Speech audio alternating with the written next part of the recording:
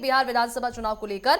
तो विधानसभा चुनाव के बीच दिल्ली का राजनीतिक तापमान जो है वो तेज हो चुका है। राहुल गांधी ने प्रेस कॉन्फ्रेंस कर सरकार पर वोट चोरी के आरोप लगाए, तो वही प्रेजेंटेशन पेश किया। इसके जवाब में बीजेपी की ओर से भी किरेन रिजिजू ने पलटवार करते हुए राहुल गांधी पर कई आरोप लगाए। विदेशी ताकतों के हाथों में खेलने का भी आरोप लगाया गया। साथ ही साथ चुनाव परिणाम की प्रतीक्षा अब राजनीतिक हलचलों में चर्चा का विषय बन चुकी है। इस रिपोर्ट में देखिए। बिहार विधानसभा चुनाव को लेकर पहले दौर का चुनाव प्रचार थम गया है, लेकिन इसके बाद दिल्ली में राजनीतिक तापमान अपने चरम पर है। आज नेता प्रतिपक्ष राहुल गांधी ने एक प्रेस कॉन्फ्रेंस की और प्रेस कॉन्फ्रेंस में उन्होंने एक प्रेजेंटेशन दिया, जिसमें वोटर चोरी का जो मसला है उसको लेकर तमाम तरह के उन्होंने आरोप प्रत्यारोप लगाए सरकार पर। उनका जवाब देने के लिए आज संसदीय कार्य मंत्री किरेन रिजिजू जी मैदान में उतरे और उन्होंने भारतीय जनता पार्टी के मुख्यालय में एक प्रेस वार्ता की। इस प्रेस वार्ता के दौरान उन्होंने तमाम तरह के आरोपों का जवाब दिया। किरेन रिजिजू का स्पष्ट तौर पर कहना है कि हिंदुस्तान एक लोकतांत्रिक व्यवस्था है।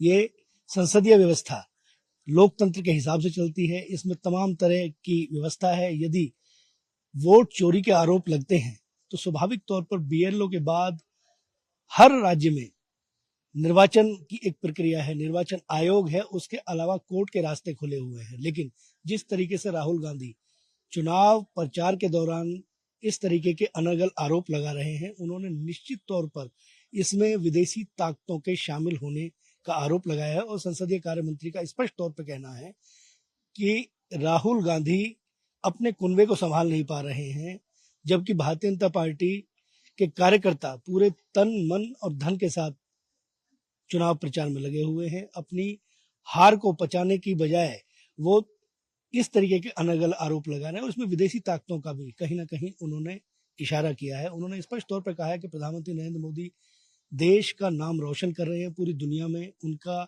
जो लोहा है वो माना जा रहा है। लेकिन ये जो चुनाव प्रचार है, इस चुनाव प्रचार के बीच यदि इस तरीके के आरोप प्रत्यारोप अगर दिल्ली में लगते हैं तो स्वाभाविक तौर पर जनता इसमें किस तरीके के निर्णय लेगी, ये बिहार के मतदान के बाद चुनाव परिणाम से तय होगा। लेकिन एक बात जरूर स्पष्ट है कि भारतीय जनता पार्टी और कांग्रेस के बीच बयानों की ब्यार जो है वो शुरू हो गई है। कैमरा पर्सन शक्ति के साथ राजकुमार चौधरी, नेटवर्क 10, दिल्ली।